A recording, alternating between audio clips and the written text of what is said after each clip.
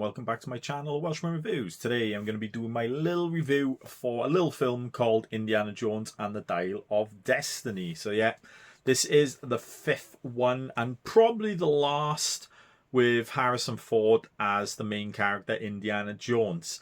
And the movie is directed by James Mangold, who is he's directed Le Mans 66, Logan, The Wolverine, Night and Day, 310 to Yuma, Walk the Line, Identity, Copland. He's done a lot of decent movies he has. So the film also stars, obviously, Harrison Ford coming back for his fifth movie in this franchise. Also stars Phoebe Waller-Bridge, who plays his goddaughter Wombat in the movie. Antonio Banderas does have a little bit of a cameo in this movie. He's in it for about 5-10 minutes. He is Mad Mikkelsen is the main villain of the story. Forgot his name. I did. Dr. Voller. It is. Toby Jones, a couple of scenes in the film, as well as Basil Shaw, a friend of Indy as well, and the father of Wombat. It is, and does have a few others as well, which I can't remember their names, but I can't even see him. Oh, Boyd Holbrook as Kleber, who is pretty much Mad Mikkelsen's right-hand man in the movie. So the movie is about the Dial of Destiny, which is a object that was created by Amadeus, which is a thing that, and say, I don't know if I said in the beginning, but this is a spoiler thing. It will be in the title as well, but it's an artifact that can transport you. It'll give you coordinates to fissures or something like that. That will take you back to certain periods of time. So the beginning of the movie is pretty much Indy back in World War II, trying to find some artifacts. He is looking for the spear that had Jesus's blood on it. It was a fake, but they do come across this with Dr. Voller, and there is a big action sequence in the beginning of him retrieving it with Toby Jones's character. Then we jump ahead quite a bit to the moon landing, the year of the moon landing, where Indy is giving his last lecture. He is, and unfortunately for him, life has not been good since the end of the last movie. Him and Miriam are no more. Unfortunately, his son Mutt, Shia LaBeouf's character from the last movie, has passed away because he was in the infantry. He died in the infantry. He did. So yeah, he's having retirement as well.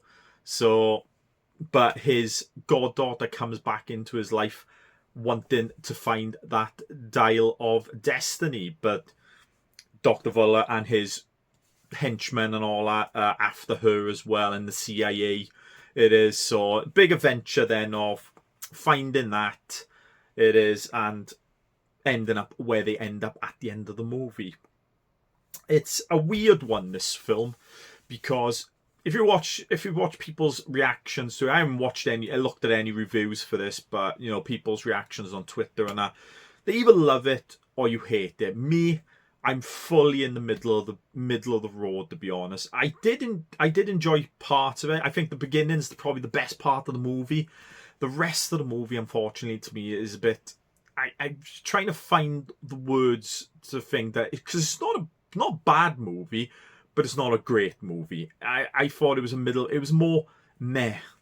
I don't know why. I thought it was very lackluster for an Indiana Jones movie. As much as people hate Kingdom of the Lost Skull, of the Crystal Skull, that was an Indiana Jones movie. The action, all that was in this. This one, and no fault for Harrison Ford. Unfortunately, he is a bit old for this movie. Unfortunately, it is. So he doesn't really do much. I think Phoebe Waller-Bridge's character, Helena, who is the real name in it, is the more energetic of the two, which you would understand. She's the younger character. She is a bit like Indy as an archaeologist, but kind of reversed, as in she's more wants to sell the artifacts to pay off. She's got a lot of debt to gangsters, etc. It is, so she wants to do it that way. She does have a sidekick, is it Ethan Isidore, if I think, called Teddy, kind of like a short round character for the movie as well. It is,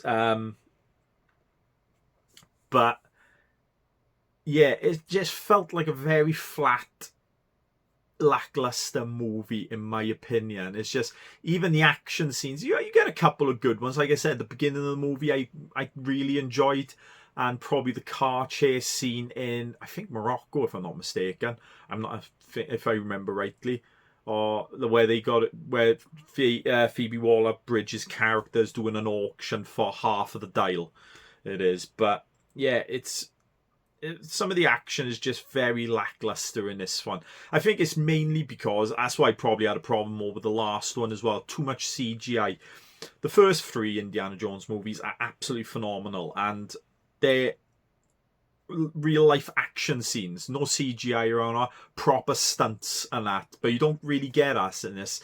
And like I said, the CGI backgrounds and stuff in some of the scenes are just, it kind of puts you off on the movie.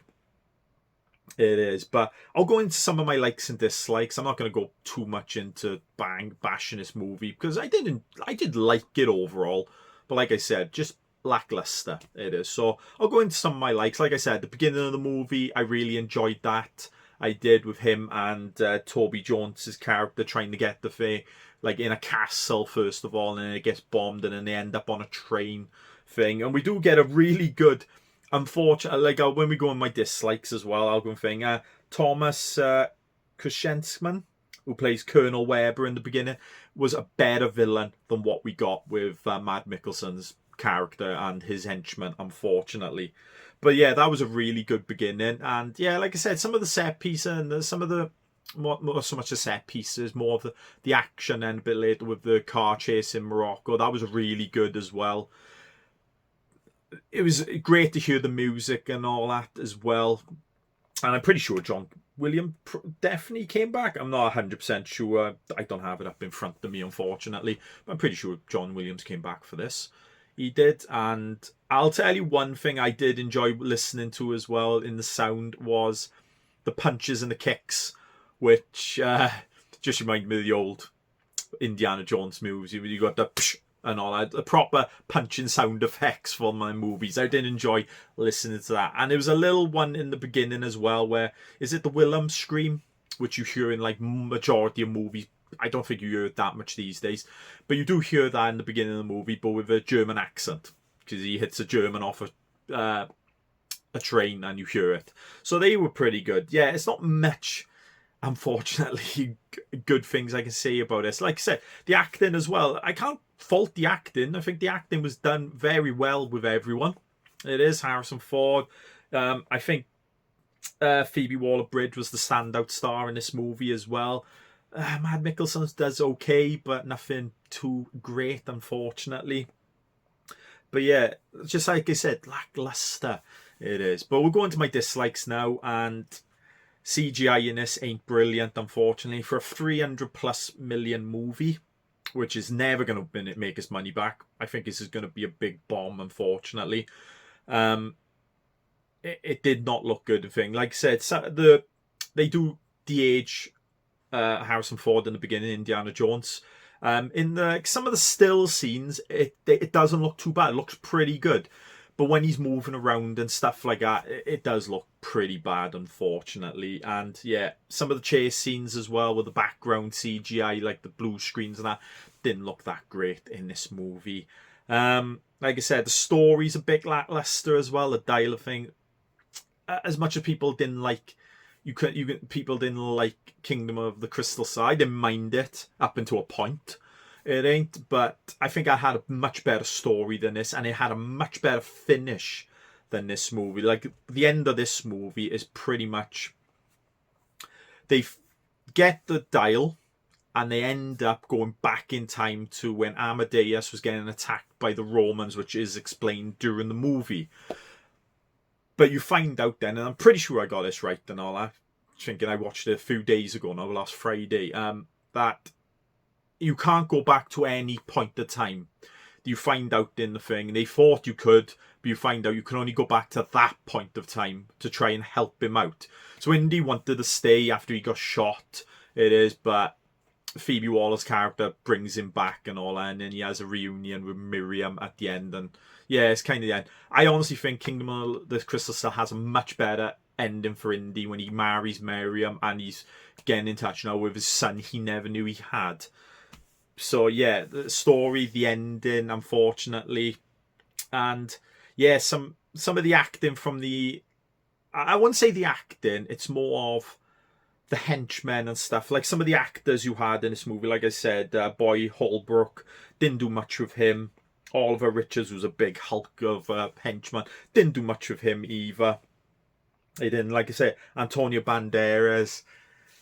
It's you only got a little bit with him. You did, unfortunately. So they didn't utilise the talent they had as the backup characters. They didn't. One thing I will say, I was going to say something though for a plus. I'm going into the thing, but I did like how Indy still has his stuff belongs in a museum attitude. And there is a scene as well in the movie where, unfortunately, Antonio Banderas does get killed by Mads Mikkelsen.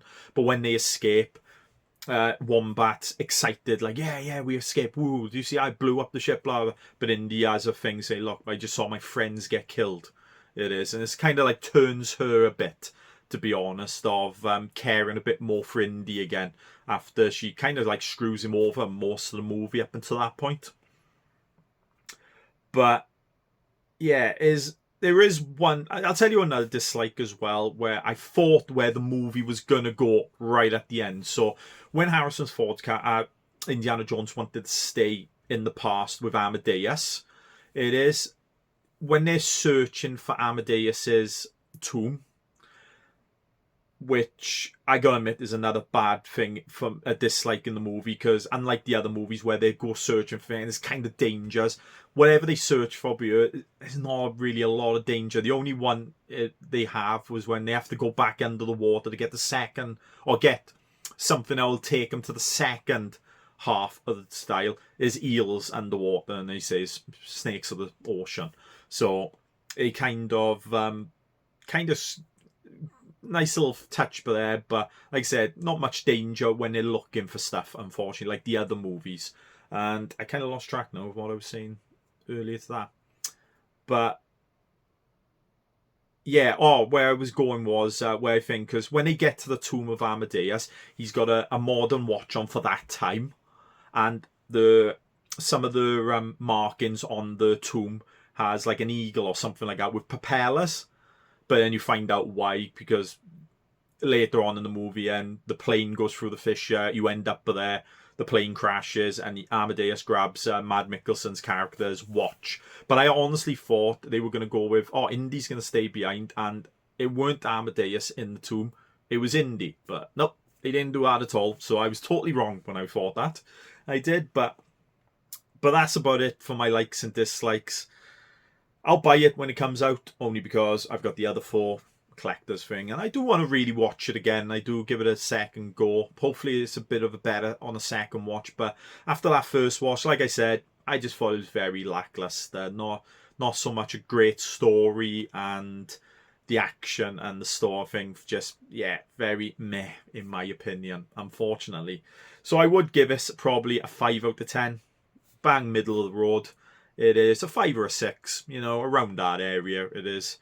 But yeah, very poor movie, unfortunately. Which I might do a ranking this week as well of all 5 movies. I did watch the other 4 movies not that long ago, to be honest, like a couple of months ago. But I might watch Kingdom of the Crystal Skull again, just to get reacquainting with that movie. But yeah, maybe I will do a ranking this week. To do that, I will. But we'll that will be towards the end of the weekend. That will, but yeah, 6 out of 10. Lackluster movie, but you know, it is what it is, and yeah, that's my opinion on it. If you like this video, give it a thumbs up. Leave a comment below. Tell me what you thought of the movie, if you've seen it, or if you're going to go and see it. Hopefully you are. Yeah, don't watch this pretty much saying it's a spoiler review and all that. Is go and watch it before you watch a spoiler review if you're going to, or if you don't care about being spoiled. Have at you. It is with the review. And if you'd like to see more videos, I guess, subscribe to my channel. And I will see you next time. Bye.